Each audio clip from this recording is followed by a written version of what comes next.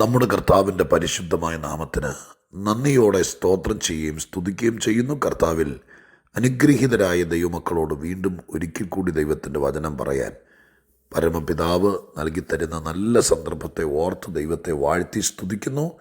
എന്നെ കേൾക്കാൻ താല്പര്യത്തോടെ കാത്തിരിക്കുന്ന എല്ലാ പ്രിയപ്പെട്ടവരെയും ആദരപൂർവ്വം ഞാൻ വീണ്ടും യേശുക്രിസ്തുവിൻ്റെ നാമത്തിൽ വന്ദനം പറയുന്നു.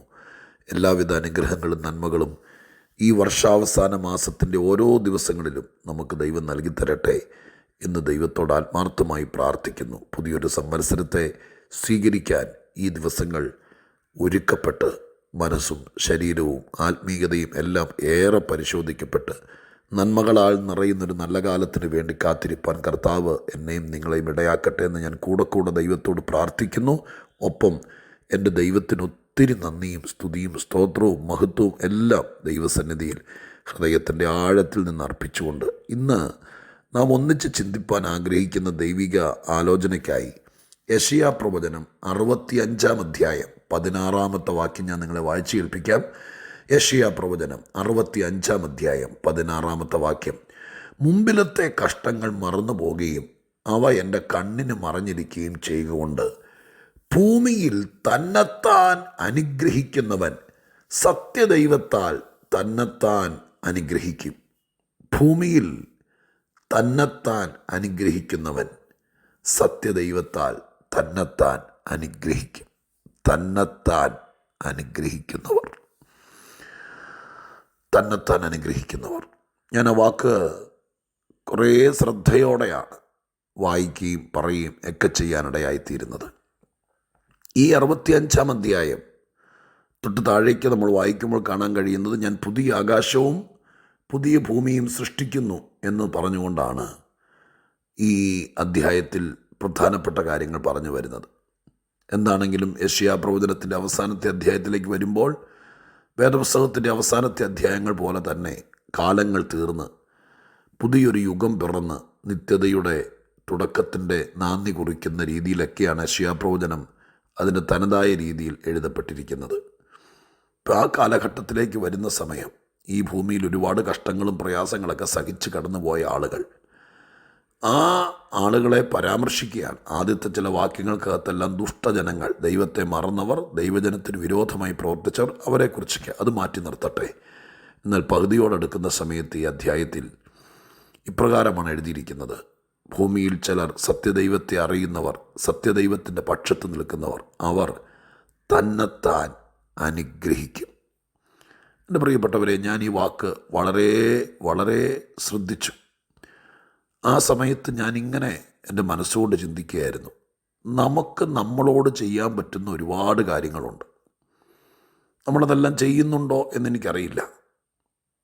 ലോകത്തിൽ ഈ ഭൂമിയിലായിരിക്കുന്ന സമയത്ത് നമ്മൾ മക്കൾക്ക് വേണ്ടി ചെയ്യുന്ന കാര്യങ്ങൾ, മാതാപിതാക്കൾക്ക് വേണ്ടി ചെയ്യുന്ന കാര്യങ്ങൾ, സഹോദരവൃന്ദത്തിന് വേണ്ടി, നിങ്ങളൊരു കർത്തൃദാസനാണെങ്കിൽ വിശ്വാസ സമൂഹത്തിന് വേണ്ടി, വിശ്വാസികളാണെങ്കിൽ നമ്മുടെ നടത്തുന്ന കർത്തൃദാസന്മാർക്ക് വേണ്ടി, നമ്മുടെ സമൂഹത്തിന് വേണ്ടി, അങ്ങനെ അധ്യാപകനാണെങ്കിൽ വിദ്യാർത്ഥികൾക്ക് വേണ്ടി, ഓരോരോ സ്ഥാനങ്ങളിൽ ഈ ലോകത്തിൽ മറ്റുള്ളവർക്ക് വേണ്ടി നമ്മൾ ഒരുപാട് കാര്യങ്ങൾ ചെയ്യാറുണ്ട്.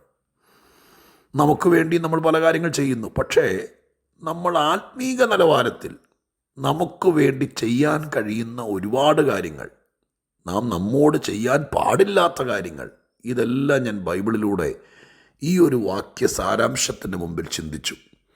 ഞാൻ ചിലതൊക്കെ നിങ്ങളുടെ ശ്രദ്ധയിലൊന്ന് പെടുത്തിയിട്ട് ഞാൻ ഈ വാക്യത്തിൽ തന്നെ നിന്ന് ചില കാര്യങ്ങൾ നിങ്ങളെ ഓർപ്പിക്കുകയും ചെയ്യാം. തിരുവെഴുത്തിൽ ഞാൻ കണ്ടിട്ടുണ്ട്, പ്രത്യേകിച്ച് യോഹന്നാൻ്റെ ലേഖനം 1 യോഹന്നാൻ 5:18 ഇങ്ങനെ എഴുതിയിട്ടുണ്ട്: പാപം ചെയ്യാതെ തന്നെത്താൻ സൂക്ഷിക്കുന്നവർ. അപ്പോൾ നമുക്ക് നമ്മെ തന്നെ സൂക്ഷിക്കാൻ പറ്റും. ഒരു കാലഘട്ടത്തിൽ നമ്മുടെ കുഞ്ഞുങ്ങളെയൊക്കെ എത്ര പവിത്രമായിട്ട് സൂക്ഷിക്കുന്നത് നമ്മൾ. പക്ഷെ മുതിർന്നു വന്നു കഴിയുമ്പോൾ നാം നമ്മെ തന്നെ സൂക്ഷിക്കുക. അങ്ങനെ ഒരു ഉത്തരവാദിത്വം നമ്മോടുണ്ടാകണം. ഇവിടെ എഴുതിയിരിക്കുന്നത് കാല് കല്ലിൽ തട്ടാതെയോ, ശരീരം മുറിയാതെയോ, കരിക്കരിയുമ്പോൾ കത്തി കൊണ്ട് കൈ മുറിയാതെയോ, അങ്ങനെയോ അല്ലെങ്കിൽ ധൃതി പിടിച്ച് ഓടിപ്പോകുമ്പോൾ നമ്മുടെ ശരീരം എവിടെയെങ്കിലും തട്ടോ മുട്ടോ ചെയ്യാതെയോ ഇരിക്കത്തക്ക രീതിയിൽ ആ ഒരു സൂക്ഷിപ്പല്ല. യോഹന്നാൻ്റെ ലേഖനത്തിൽ പറഞ്ഞിരിക്കുന്നത് പാപം ചെയ്യാതെ തന്നെത്താൻ സൂക്ഷിച്ചു. 18 സങ്കീർത്തനത്തിൻ്റെ 23 വാക്യത്തിൽ ദാവീദ് തൻ്റെ ആയുഷ്കാലത്ത് കുറവുകളും പോരായ്മകളൊക്കെ സംഭവിച്ചിട്ടുണ്ടെങ്കിലും അദ്ദേഹത്തെക്കുറിച്ച് പറയുന്നൊരു വാക്കുണ്ട്, ഞാൻ എന്നെ തന്നെ തന്നെത്താൻ കാത്തു, എന്നെ തന്നെ കാത്തു. അനേക സന്ദർഭങ്ങളിൽ അനർത്ഥങ്ങളിൽ വീഴാമായിരുന്നു, ചതിക്കുഴിയിൽ പെടാമായിരുന്നു, പ്രലോഭനങ്ങളിൽ പെടായിരുന്നു. പക്ഷേ ഞാൻ ആരാണെന്നുള്ള തിരിച്ചറിവിൽ പല സന്ദർഭങ്ങളിൽ അതിനകത്തൊന്നും വീഴാതെ ഞാൻ എന്നെ തന്നെ കാത്തു എന്ന് എഴുതിയിട്ടുണ്ട്. ഞാനിതിൻ്റെ മറുപുറം വേദപുസ്തകത്തിൽ കണ്ടിട്ടുണ്ട്, തന്നെത്താൻ വഷളാക്കിയവർ. തന്നെത്താൻ വഷളാക്കി, ആരെയും കുറ്റം പറയണ്ട. അവനവൻ്റെ ജീവിതം അവനവൻ സൂക്ഷിക്കാതെ തന്നെത്താൻ വഷളാക്കി കളഞ്ഞവരെ ഞാൻ കണ്ടിട്ടുണ്ട്. തന്നെത്താൻ വെറുക്കുന്നവർ, യോബ് ഒരിക്കൽ പറഞ്ഞു, ദൈവത്തെക്കുറിച്ചൊരു കാഴ്ചപ്പാടുണ്ടായ സമയത്താണ് തന്നെത്താൻ വെറുത്ത് രട്ടുടുത്ത് ചാരത്തിലിരുന്നു എന്നെഴുതിയിരിക്കുന്ന വാക്കുണ്ട്. തന്നെത്താൻ വെറുത്ത അനുഭവങ്ങൾ. ഗദരദേശത്തെ ഭൂതഗ്രസ്തനെക്കുറിച്ച് വായിച്ചെടുത്ത് ഞാനിങ്ങനെ ശ്രദ്ധിച്ചിട്ടുണ്ട്. അവൻ തന്നെ തന്നെ ഉപദ്രവിച്ചു, തന്നെത്താൻ ചതച്ചു എന്ന് എഴുതിയിരിക്കുന്നത്. തന്നെ തന്നെ നശിപ്പിക്കുക, തന്നെ തന്നെ വഷളാക്കുക. ഇങ്ങനെ നാം നമ്മോട് ചെയ്യുന്ന ഒരുപാട് കാര്യങ്ങളുണ്ട് പ്രിയപ്പെട്ടവരെ. ഈ നമ്മൾ അശ്രദ്ധയാണെങ്കിൽ പോലും നമ്മുടെ വേദനയുടെ ഇടയിൽ, നമ്മുടെ പ്രയാസത്തിൻ്റെ ഇടയിൽ ചിലപ്പോൾ നാം നമ്മെ തന്നെ ശപിക്കും. ഇപ്പം എൻ്റെ പേര് പറഞ്ഞ് എൻ്റെ നാക്കുകൊണ്ട് ഞാൻ മുടിഞ്ഞു പോകും, ഞാൻ നശിച്ചു പോകും എന്ന് ഞാൻ ഒരു കാലത്തും ഗുണം പിടിക്കുക എങ്ങനെയൊക്കെ വാക്കുകൊണ്ട് പറയുന്നവരുണ്ട്. അല്ലെങ്കിൽ എനിക്ക് അങ്ങനെ തന്നെ പറ്റും, ഞാൻ ഒരു കാലത്തും നന്നാവില്ല എന്നൊക്കെ തന്നെത്താൻ പറയുന്നവർ കണ്ടേക്കാം. പക്ഷെ ബൈബിൾ അതിനെയൊക്കെ വിലക്കുവാട്ടോ. വിലക്കുക, തന്നെത്താൻ ഇടിക്കുക, നെഞ്ചത്തേക്ക് തന്നെത്താൻ ഇടിക്കുക, തലമുടി പിച്ചി പറിക്കുക, വസ്ത്രം, ഇതൊക്കെ ബൈബിളിൽ കണ്ടിട്ടുണ്ട്. ഇതൊക്കെ ഒരു പ്രകോപനത്തിൻ്റെ മുമ്പിലായിരിക്കാം, പക്ഷെ ഇതൊക്കെ ഒരു ശാപഹേതുവാണ്. നെഞ്ചത്തേക്ക് തന്നെത്താൻ ഇടിക്കുമ്പോൾ നീ നിന്നെ തന്നെ നശിപ്പിക്കുക, തലമുടി പിച്ചി പറിക്കുക, തലയെന്ന് ഭിത്തിക്കിട്ടിടിക്കുക. പ്രദക്ഷിണങ്ങളും പാസ്റ്റൊക്കെ അങ്ങനെ പറയാം, ഞങ്ങൾ വീട്ടിൽ കിടന്ന് കളിക്കുന്ന ഞങ്ങൾക്കല്ല അറിയത്തുള്ളൂ എന്നൊക്കെ. പക്ഷേ അരുത്, നാം നമ്മെ തന്നെ നശിപ്പിക്കരുത്, വഷളാക്കരുത്, നമ്മെ തന്നെ ശപിക്കരുത്. പകരം ഈ വാക്യത്തിൽ പറയുന്നു, സത്യദൈവത്തിൻ്റെ നാമത്തിൽ അവർ അവരെ തന്നെ അനുഗ്രഹിക്കുന്നു, അവരെ തന്നെ അനുഗ്രഹിക്കുന്നു. എനിക്കറിയാം, അനുഗ്രഹത്തിൻ്റെ പോളിസി ബൈബിളിൽ നിന്ന് തന്നെ പഠിച്ചിരിക്കുന്നത്, ഒരു മുതിർന്നയാൾ അതിലിളയൊരാളെ തലയിൽ കൈവച്ചോ തൻ്റെ അനുഗ്രഹ വചസ്സുകൾ കൊണ്ടോ വാക്കുകൊണ്ടാണ് അനുഗ്രഹിക്കുന്ന രീതി. പക്ഷെ ഇവിടെ ഒരു ഒറ്റപ്പെട്ട കാര്യം കാണുകയാണ്, തന്നെത്താൻ അനുഗ്രഹിക്കുക എന്നൊരു വാക്ക്.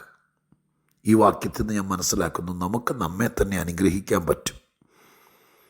വേദപുസ്തകത്തിലെ നല്ല വാക്കുകൾ കാണുമ്പോൾ, നല്ലൊരു ദൈവിക ദൂത് സന്ദേശം കേൾക്കുമ്പോൾ, ആ ദൂത് വെച്ച് എൻ്റെ ദൈവമേ, ഞാൻ എന്നെ ഈ ദൂതിൻ്റെ കീഴെ വയ്ക്കുകയാണ്, ഞാൻ എന്നെ അനുഗ്രഹിക്കുകയാണ്, ഇതെനിക്ക് ഫലിക്കും, ഇതെനിക്ക് ഭവിക്കും, ഞാൻ ധന്യനാകും എന്ന് പറഞ്ഞ് നാം നമ്മെ തന്നെ ബ്ലസ് ചെയ്യുമ്പോൾ ദുഃഖങ്ങളും പ്രയാസങ്ങളൊക്കെ കാണും.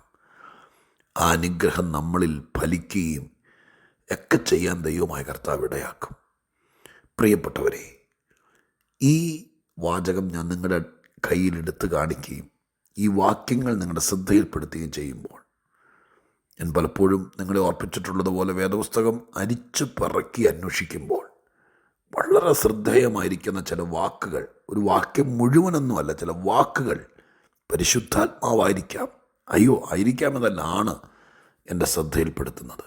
എന്നോട് പലരും പറഞ്ഞിട്ടുണ്ട്, ഈ കൊച്ചു വാചകങ്ങളൊക്കെ ബൈബിളിൽ ഉണ്ടെന്ന് ഈ ഡെയിലി സന്ദേശത്തിനൊക്കെ എടുത്തു പറയുമ്പോഴാണ് ശ്രദ്ധിക്കുന്നത്. വായിച്ചിട്ടുണ്ടായിരിക്കും, ശ്രദ്ധിക്കുന്നത്. ഇത്ര വലിയ പുസ്തകത്തിനകത്ത് ഇതുപോലത്തെ കൊച്ചു കാര്യങ്ങൾ നമുക്ക് നമ്മോട് ചെയ്യാൻ പറ്റുന്നത് ഇതിനകത്തുണ്ട്. പ്രിയപ്പെട്ടവരെ, നാം ദൈവസന്നിധിയിൽ ജീവിതത്തിൽ ചില ആരാ കഷ്ടങ്ങളും പ്രയാസങ്ങളും കാണാത്തത്?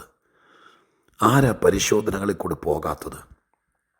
ഈ ഭൂമിയിൽ വന്നിട്ട് ദൈവിക പദ്ധതിയിൽപ്പെട്ട ഒരാൾ സുഖലോലുപനായി ആ നിലവാരത്തിൽ പോയി നിത്യനാശത്തിൽ തീരത്തക്ക രീതിയിൽ പോയ ആളുകൾ, എന്നാലും എനിക്ക് തോന്നുന്നു ഈ ലോകത്തിൽ ഏതെങ്കിലുമൊക്കെ വിധത്തിൽ ചിലർക്ക് പണമില്ലായിരിക്കും, ചിലർക്ക് പണം കൂടുതൽ കാണും, ചിലർക്ക് കുടുംബജീവിതത്തിൽ സന്തോഷം കാണുകയല്ല, ചിലർക്ക് ദാരിദ്ര്യമാണെങ്കിലും ഭാര്യ ഭർത്തൃബന്ധം ഭയങ്കര ബോൾഡായിരിക്കും. അങ്ങനെ ഒത്തിരി കാര്യങ്ങൾ തിരിച്ചും മറച്ചും. എന്താണെങ്കിലും ഏതെങ്കിലുമൊക്കെ വിധത്തിലൊക്കെ കഷ്ടങ്ങളും കണ്ണീരൊക്കെ ഇവിടെ പലർക്കും ഉണ്ടായിട്ടുണ്ട്. എന്ത് പ്രയാസമാണെങ്കിലും തന്നെത്താൻ നശിപ്പിക്കരുത്, തന്നെത്താൻ ശപിക്കരുത്, തന്നെത്താൻ പ്രാകരുത്. ഈ വാക്ക് പറയുന്നു. നമുക്കൊരു ദൈവമുണ്ട്.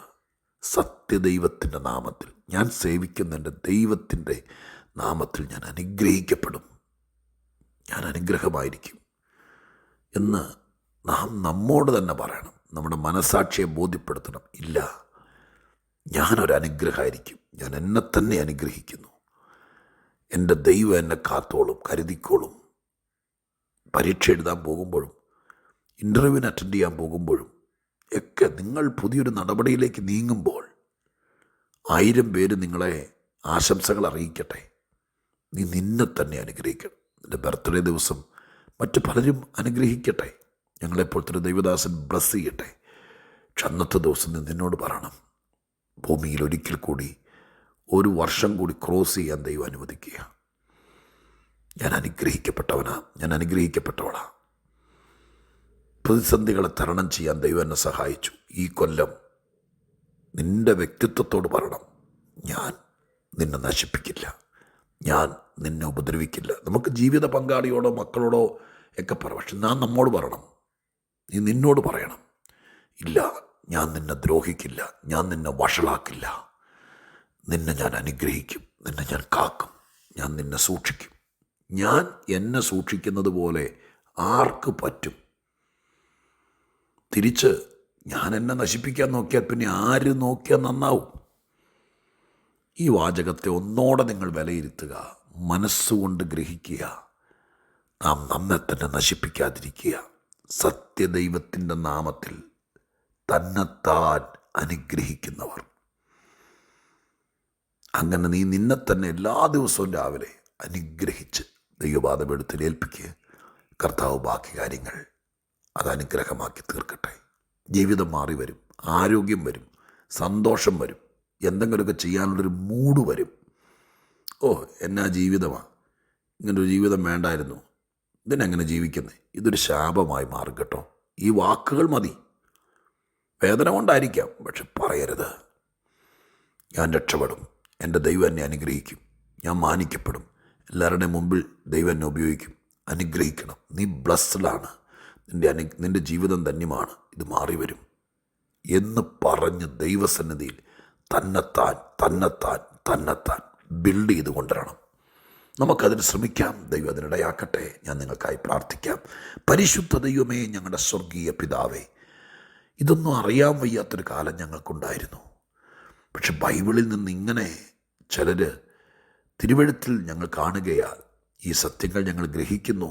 ഞങ്ങളുടെ തെറ്റുകൾ ഞങ്ങൾ ഏറ്റുപറയുന്നു. ഒരുപാട് സങ്കടങ്ങളിൽ ഞങ്ങളെ തന്നെ പഴിച്ചിട്ടുണ്ട്. ഞങ്ങളുടെ ജന്മദിവസത്തെ ശപിച്ചിട്ടുണ്ട്. ഇങ്ങനൊരു ജീവിതം വേണ്ടെന്ന് പറഞ്ഞിട്ടുണ്ട്. ഇല്ല കർത്താവേ, അതൊക്കെ ക്ഷമിക്കണം. ഞങ്ങൾ അനുഗ്രഹിക്കപ്പെട്ടവരാ, ഞങ്ങൾ ദൈവത്താൽ ധന്യരാ. അത് തിരിച്ചറിഞ്ഞ് ഞങ്ങളെ തന്നെ അനുഗ്രഹിച്ച് ഞങ്ങളെ തന്നെ സൂക്ഷിച്ച് മുന്നോട്ട് പോകാനിടയാക്കണം. ഇത് കേൾക്കുന്നവർക്കിത് അനുഗ്രഹമായിരിക്കണം. യേശുക്രിസ്തുവിൻ്റെ നാമത്തിൽ പ്രാർത്ഥിക്കുന്നു. കേൾക്കണേ സ്വർഗീയ പിതാവേ.